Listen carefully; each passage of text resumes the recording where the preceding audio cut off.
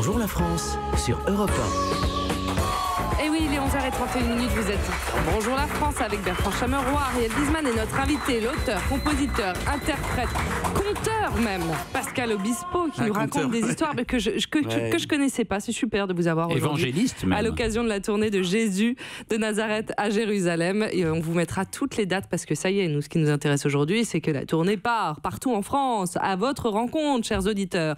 Et alors, votre voisin de table, Bertrand Chameroy, je vous le représente. C'est lui qui nous raconte des histoires souvent bizarres dans l'émission, et toujours vrai. Hein. C'est du vrai, c'est vérifié, c'est survérifié. J'ai 3 questions à vous poser, Pascal, qui ont un lien avec son actualité. Est-ce que vous aimez les spaghettis à la tomate ?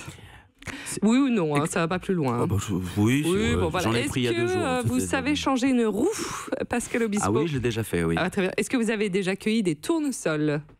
Non, jamais. J'ai fait dommage. d'autres choses dans les champs de tournesol. Ah, très bien. Ah, alors écoutez, ça, on apprend des trucs. on va pas parler de petites graines de tournesol. Ouais, en gros, vous avez toi, t'as vraiment 12 ans et demi. Hein, mais oui, c'est le plus jeune de la bande, c'est Bertrand Chameroy. Sûr, mais oui, on fait des clips. Écoutez ce qui On fait des suit. clips. C'est le What the fuck du jour avec Bertrand Chameroy.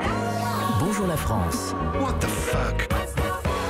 Ce matin, Bertrand, vous nous parlez de votre grande passion, la science. Alors attendez, vous y connaissez quelque chose en science ? Bah oui, mais j'adore What the fuck. Qu'est-ce que c'est ? C'est violent. C'est des what the fuck, c'est des histoires folles. Mais oui, ça très bien. Vas-y. C'est des histoires folles, mais vraies. Oui, j'aime la science, Daphné, testez-moi. 2 + 2 4, voilà. C'est que j'adore la science, particulièrement l'astronomie dont je suis féru. Et ce matin, en feuilletant les pages de Science et Vie, je suis tombé sur cette info très encourageante pour la conquête spatiale. Une société vient de conclure une levée de fonds de 90 millions de dollars consacrée au développement d'un atterrisseur lunaire et de 2 missions tests sur la Lune d'ici 2020. Première réaction, je me suis dit waouh, ils ont mis le paquet W9, elle s'annonce super bien leur prochaine télé-réalité. Sur la lune. Oh mon Au Dieu. moins de là-bas, on les entendra plus gueuler et c'est une bonne nouvelle. Cosmos 2000. Oui. Cosmos 2000 W9. Cosmos Reality. Voilà. Mais ma joie fut de courte durée, car en poursuivant ma lecture, j'ai découvert que ces 2 missions tests se feront sans pilote ni passagers. Derrière ce projet se cache la start-up japonaise iSpace. Son objectif est d'installer de la publicité sur la Lune. Non. Vous avez bien entendu, bientôt de la pub sur la Lune. C'est un petit pas pour l'homme et un grand pas pour Cerise de Groupama. Là, tu me fais plaisir. Ah bah là, on y est.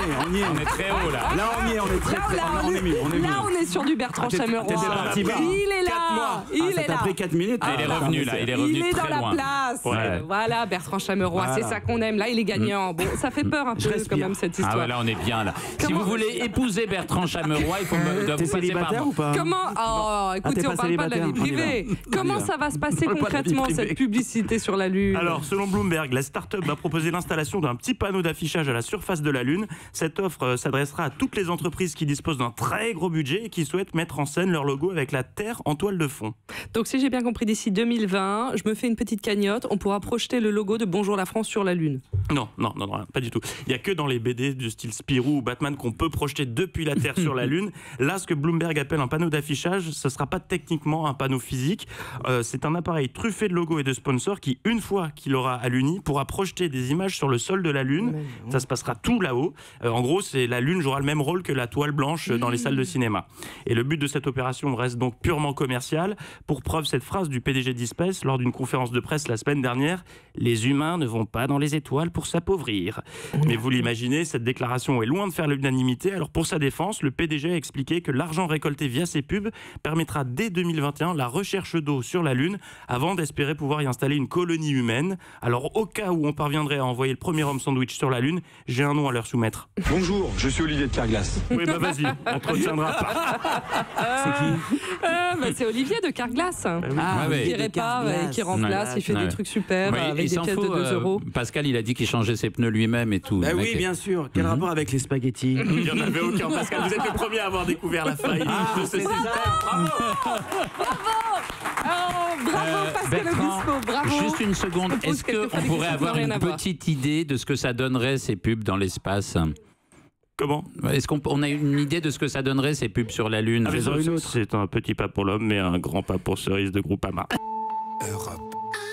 Europe 1.